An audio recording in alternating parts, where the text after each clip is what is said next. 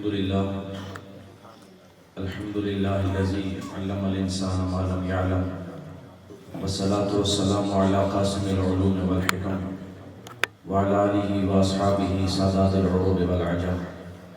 أما بعد فأعوذ بالله من الشيطان اللعين الرجيم بسم الله الرحمن الرحيم قال الله تعالى وتبارك في الكتاب المجيد والفرقان الحميد وعلمك ما لم تكن تعلم وكان فضل الله عليك عظيما صدق الله العظيم وبلغنا رسوله النبي الكريم إن الله وملائكته يصلون على النبي يا أيها الذين آمنوا صلوا عليه وسلموا تسليما درود پاک تمام حضرات محبت کے ساتھ پڑھنے چند دفعہ الصلاۃ والسلام علیک یا سیدی یا رسول اللہ وعلی آلک و اصحابک یا خاتم النبیین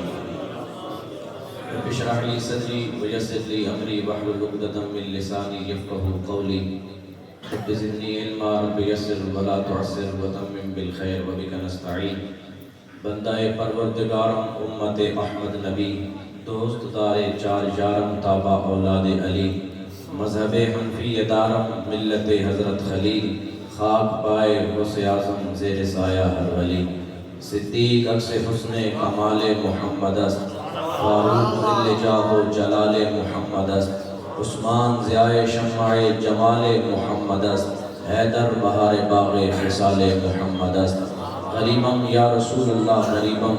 ندارم در جہاں جست و حبیبم بری نازم کے ہستم امتی تو گناہ گارم ولیکن خوش نصیبم یہ غازی یہ تیرے پر اسرار بندے جنہیں تو نے بخشا ہے ذوق خدائی یہ غازی یہ تیرے پر اسرار بندے جنہیں تو نے بخشا ہے ذوق خدائی تو نیم ان کی ٹھوکر سے صحرا و دریا سمٹ کر پہاڑ ان کی ہیبت سے لائی اور دو عالم سے کرتی ہے بیگانہ دل کو دو عالم سے کرتی ہے بیگانہ دل کو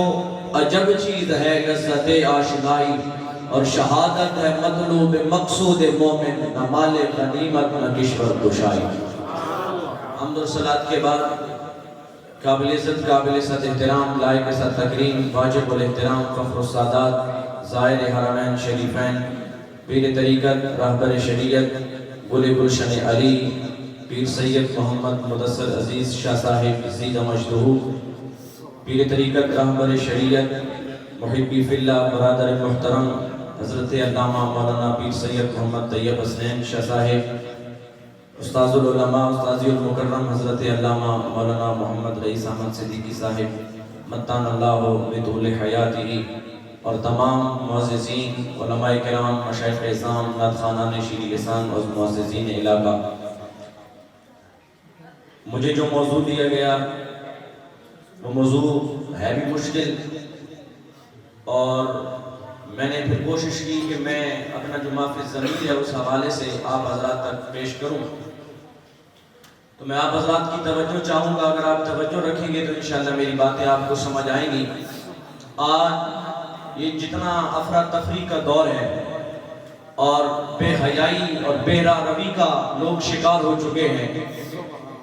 اور ہمارے حالات تو یہ ہو گئے کہ ہم ایک گلاس پانی پینے کے بھی روادار نہیں ہیں ہمارے ملک پہ جو قرضہ ہے جو سود ہے جو سود کھاتا ہے وہ علی الاعلان اللہ رسول کے ساتھ اعلان جنگ کرتا ہے اور ہمارے ملک کے حالات آپ حضرات کے سامنے ہیں تو ہم تو پانی کا ایک گلاس پینے کے بھی روادار نہیں ہیں اور آج اگر ہم پہ اللہ کا کرم اور فضل ہے کہ آج ہم اس خوبصورت مسجد پہ بیٹھے ہیں آج اس خوبصورت قالینوں پہ بیٹھے ہیں آج اس خوبصورت ماحول میں ہم سب یہاں پہ جمع ہیں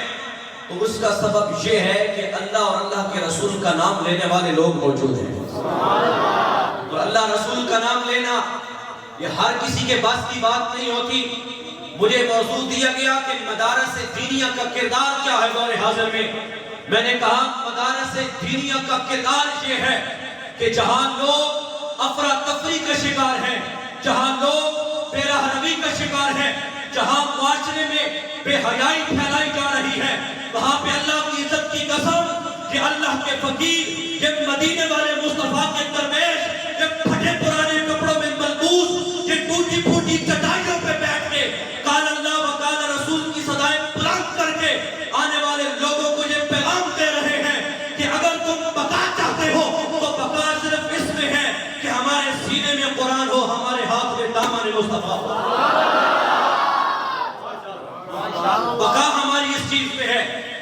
دیکھیں کتنے کالجز ہیں آپ کے شہر خوشاب جور آباد میں، کتنی یونیورسٹیاں ہیں، کتنے آپ کے علاقے میں سکول اور کالجز اور ادارے ہیں، اور جتنے لوگ پارلیمنٹ میں جا کے بیٹھتے ہیں قبلہ شاہ صاحب وہ کسی مدرسے کے پڑھے ہوئے نہیں ہوتے، جو بڑے بڑے عہدوں پہ افسر تعینات ہوتے ہیں وہ کسی مدرسے کے پڑھے ہوئے نہیں ہوتے، جو ڈاکٹر ہیں وہ کسی مدرسے کے پڑھے ہوئے نہیں ہوتے، جو انجینئر ہیں وہ کسی مدرسے کے پڑھے ہوئے نہیں ہوتے، جو وزیر ہیں وہ کسی مدرسے کے پڑھے ہوئے نہیں ہوتے، جو عدالتوں میں جا کے جج بنتے ہیں وہ کسی مدرسے کے پڑھے ہوئے نہیں ہوتے۔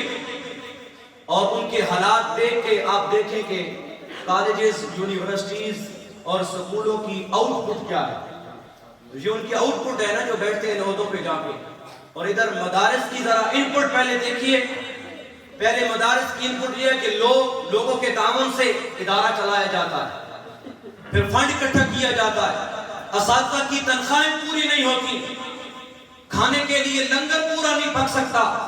مگر یہ ہے ان کی ان پٹ مدارس دینیہ کی۔ اب مدارس دینیہ کی آؤٹ پٹ کیا ہے؟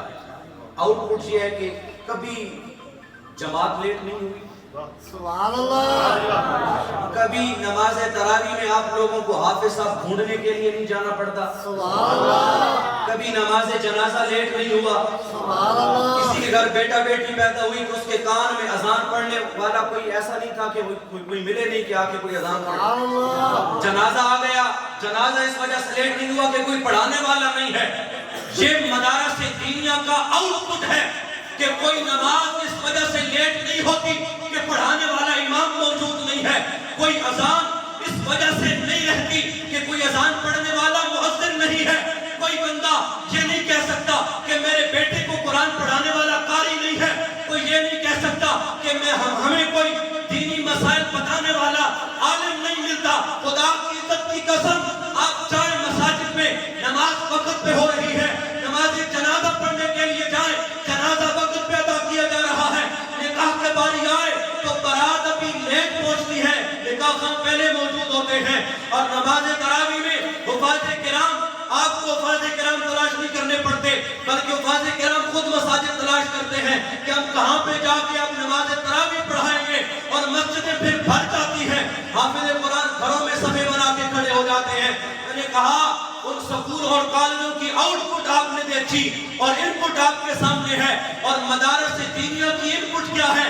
میرے اور آپ کے تعاون سے یہ سارا نظام چلتا ہے۔ ایک وقت لوگ کھانا کھاتے ہیں، شام کا کھانا نہیں ہوتا، طلباء ایک وقت کا کھانا کھاتے ہیں، پھر رات کے وقت کھانا نہیں ہوتا، صبح ناشتے کے وقت طلباء کے لیے مسائل ہوتے ہیں، پہننے کے لیے لباس میں مسائل ہوتے ہیں، پہننے کے لیے ٹوپی رکھنے کے لیے سر پہ اس وقت مسائل ہوتے ہیں، مگر خدا کی عزت کی قسم آج تک آپ میرے ساتھ اس بات کی گواہی دیں گے کہ کسی عالم دین نے روڈ بلاک نہیں کیا کہ میری تنخواہ میں اضافہ کر دیا جائے، کسی عالم دین نے اس وجہ سے بھوک ہڑتال نہیں کی کہ میری تنخواہ کم ہے، میری تنخواہ میں اضافہ کیا جائے، کسی عالم دین نے جماعت کروانے سے انکار نہیں کیا کہ میری تنخواہ بڑھاؤ تب میں جماعت کرواتا ہوں، کسی مؤذن نے اذان دینے سے انکار نہیں کیا کہ پہلے مجھے مراعات دو تب جا کے میں اذانیں پڑھوں گا، کسی جنازہ پڑھانے والے امام نے اس وجہ سے انکار جنازہ پڑھانے سے نہیں کیا کہ پہلے میرا ہدیہ مجھے دو پھر میں جنازہ پڑھاتا ہوں۔ بچے کے کان میں اذان پڑھنے کے لیے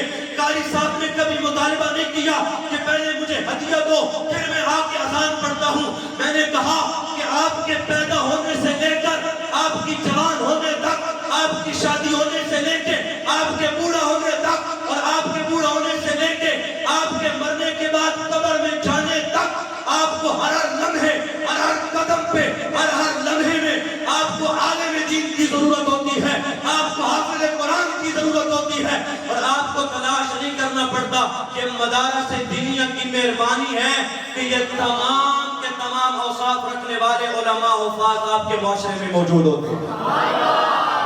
نعرہ تکبیر، نعرہ رسالت، نعرہ تحقیق، نعرہ حیدری۔ پہلا مدرسہ عرش اعظم پہ مقرر ہوا، پڑھانے والی ذات خدا کی ہے، پڑھنے والی ذات جناب آدم علیہ السلام کی ہے۔ اللہ تعالیٰ فرماتا ہے وَعَلَّمَ آدَمَ الْأَسْمَاءَ كُلَّهَا، کہ ہم نے حضرت آدم کو تمام اشیاء کے علم سکھا دیے۔ یہ وہ پہلا مدرسہ تھا جو عرش اعظم پہ مقرر ہوا. پڑھانے والا خدا ہے, پڑھنے والے آدم علیہ السلام ہیں. پھر چلتے چلتے میرے اور آپ کے کریم آقا کی باری آ جاتی ہے. حضور مکہ مکرمہ میں دار ارقم کے نام سے ایک ادارہ تعمیر کرتے ہیں. وہاں پہ صحابہ آتے ہیں اور علم حاصل کرتے ہیں. پھر ہجرت کے بعد میرے آقا مدینہ پاک چلے جاتے ہیں. وہاں پہ صفا کے نام سے ایک مدرسہ قائم کیا جاتا ہے. وہاں پہ تعلیم اور تعلم کا سلسلہ جاری ہو جاتا ہے. پھر چلتے چلتے آپ کو بدری والا میں ایک مدرسہ نظر آتا ہے. چلتے چلتے آپ کو اوان ٹاؤن نمبر 2 جوہرآباد میں جامعہ قمر الاسلام نظر آتا ہے. چلتے چلتے آپ کو پیر بند شریف میں مدرسہ نظر آتا ہے. چلتے چلتے آپ کو دارالعلوم حمدیہ غوثیہ پیرا شریف نظر آتا ہے. پھر آپ کو پورے معاشرے میں, پورے پاکستان میں جتنے بھی مدارس نظر آتے ہیں یہ اس صفا یونیورسٹی کی برانچز ہیں. جو میرے کریم آقا نے وہ مدرسہ قائم کیا تھا یہ ان کی برانچز اور ان کی شاخیں ہیں. اور الحمدللہ میں ایک مدرسے کا پڑھا ہوا ہوں اور میں نے یونیورسٹی میں بھی پڑھا ہے. یہ میرے استاد صاحب تشریف فرمائے اور اس وقت میں یونیورسٹی میں بھی پڑھ رہا ہوں. میرا ایم اے اسلامیات کی میری کلاسیں چل رہی ہیں انٹرنیشنل یونیورسٹی میں, لیکن میں نے مدرسے میں بھی پڑھا ہے. میں آپ کے سامنے آخری بات عرض کر کے گفتگو ختم کرتا ہوں. ہمارے اسلام آباد کے ایک سید بادشاہ دوست ہیں, وہ کہنے لگے میں نے 12 سال مدرسے میں درس نظامی کی کلاس پڑھائی ہے اور ان دنوں وہ ایک کالج میں جا کے لیکچر دیتے ہیں. وہ کہتے ہیں کہ میں نے یہ تجربہ کیا ہے جتنا ادب کرنے والے طلباء مدارس کے ہوتے ہیں اتنا ادب کالجوں اور یونیورسٹیوں میں نہیں کیا جاتا. میں نے کہا یہ ادب کہاں سے نظر آتا ہے؟ یہ ادب کی محبت اور یہ لگن کیسے پیدا ہوتی ہے؟ فقط اس وجہ سے پیدا ہوتی ہے کہ پڑھانے والا بھی چٹائی پہ بیٹھ کے پڑھاتا ہے, پڑھنے والا طالب علم بھی وہ چٹائی پہ بیٹھ کے پڑھتا ہے. اور جو دال سالن استاد کھاتا ہے وہی طالب علم بھی کھاتا ہے. جو استاد پہنتا ہے وہ بھی طالب علم پہنتا ہے. اسی وجہ سے قلندر لاہوری نے کہا تھا کہ یہ غازی یہ تیرے پراسرار بندے جنہیں تو نے بخشا ہے ذوق خدائی, تو نیم ان کی ٹھوکر سے سارا او دریا سمٹ کر پہاڑ ان کی ہیبت سرائی, اور تو عالم سے کرتی ہے بیگانہ دل کو عجب چیز ہے لذت آشنائی. برادران اسلام میری گفتگو ختم ہو چکی ہے, میرا وقت بھی ختم ہو چکا. آئے دن لوگ علماء پہ تنقید کرتے ہیں, یونیورسٹیوں والے کالجز والے یہ کہتے ہیں کہ یہ دینی مدارس یہ تو جہالت کی یونیورسٹیاں ہیں. میں نے کہا اگر یہ جہالت کی یونیورسٹیاں ہیں تو پھر آئیے آؤٹ پٹ دیکھ لیجئے, آؤٹ پٹ کس کی اچھی نظر آ رہی ہے. تو خدا کی عزت کی قسم ہر شخص یہ بربلا کہے گا کہ جو کردار مدارس دینیہ کا ہے وہ کردار کسی اور ادارے کا نہیں ہو سکتا. جو کردار مدارس دینیہ کا ہے وہ کردار کالجز میں نہیں ہو سکتا, وہ یونیورسٹی میں نہیں ہو سکتا. علماء تنقید بھی سنتے ہیں, امام مسجد تنقید بھی سنتے ہیں, لوگوں کی باتیں بھی سنتے ہیں, شکوے بھی سنتے ہیں, اعتراضات بھی سنتے ہیں. ایک کان سے سنتے ہیں دوسرے سے نکال دیتے ہیں اور اپنی مستی میں مست ہو کے قال اللہ و قال رسول کی صدائیں بلند کر کے قیامت تک آنے والے لوگوں کو یہ پیغام دے رہے ہیں کہ ہم کسی عام مسلک پہ نہیں کھڑے, ہم تو مصطفیٰ رسول پہ کھڑے ہیں, رسول پہ کھڑے ہیں. اور تمہیں یہ دنیا کے عہدے مبارک ہو, ان علماء و مشائخ و مصطفیٰ رسول مبارک ہو. اما توفیقی اللہ.